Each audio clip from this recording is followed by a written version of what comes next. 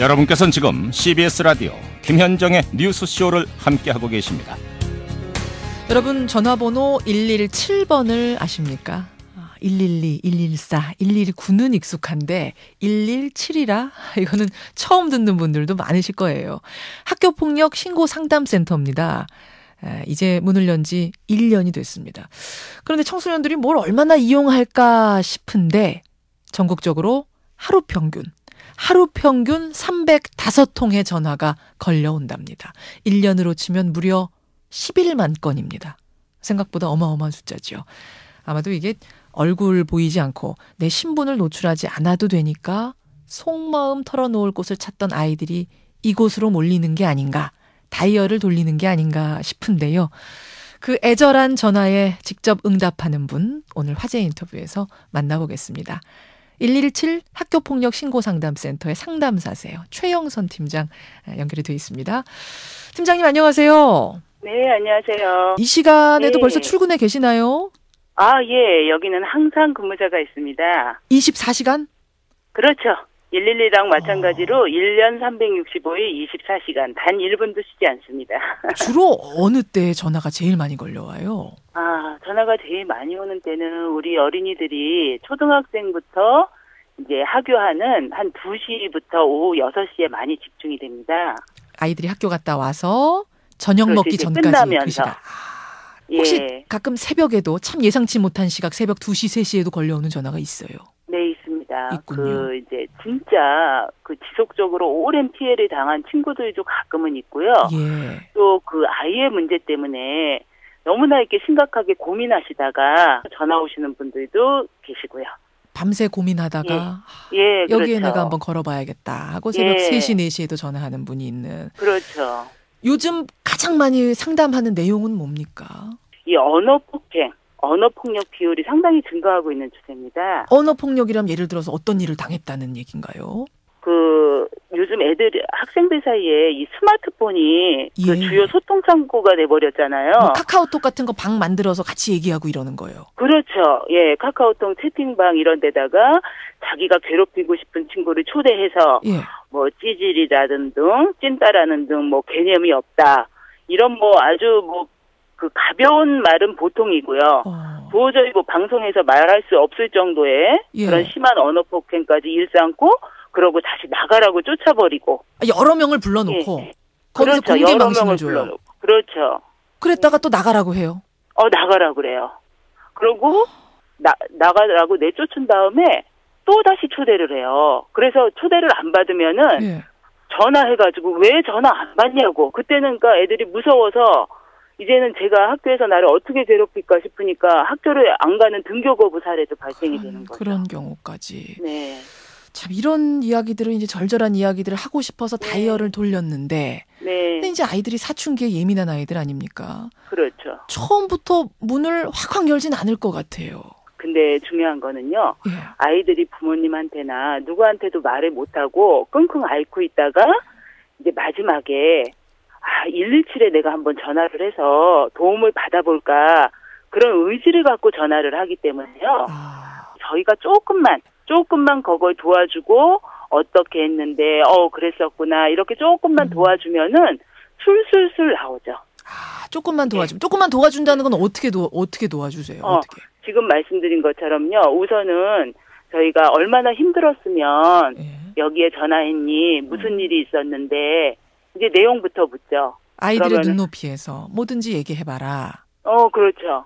그리고 중요한 거 저희는 항상 존댓말을 하다못해 초등학교 1학년 학생들한테도 존댓말을 써서 그러니까 너를 존중해주고 있다. 그러니까 네 말을 아주 긍정적으로 진솔하게 존중하면서 공감해줄 자세가 돼 있다. 이거를 보여주거든요. 지금 굉장히 중요한 포인트예요. 이건 학부모님들도 예. 새겨 들어야 될 부분입니다. 아이한테 도대체 왜 그러니? 너 왜 짜증내고 문 닫고 들어가? 이게 아니라 얘기 좀 해보자. 이게 아니라 나 다 이해한다. 존중한다. 저희 윗분들의 아주 강조사항이시거든요. 그렇군요. 네. 자, 그렇게 해서 이제 마음 문을 열고 나면 말하다가 혹시 펑펑 우는 친구들도 있어요? 있죠. 많이 있습니다. 많이 있습니까? 네. 그 펑펑 아이들이 울기 시작하면 선생님도 덩달아 우실 수도 있을 거고 눈물이 왈칵 쏟아지실 것 같아요. 아니죠. 아이들이 울면은 저희가 그래 얼마나 힘들어서 그러니 그래 그래서 저희는 전화가 그럴 때는 아무리 밀려도 잠시 울 수 있게 왜 어른도 울고 엉엉 소리내서 울고 나면 좀 속이 시원해지잖아요. 시원하죠. 그렇죠. 예, 그래 좀 울어라 이렇게 한 다음에 저희는 근데 속으로 같이 웁니다. 마음으로 울지 같이 운다고 뭐가 해결되지는 않아요. 같이 울지 속으로 그러니까, 운다. 이 아이를 어떻게 하면 제대로 도와줄 수 있을까?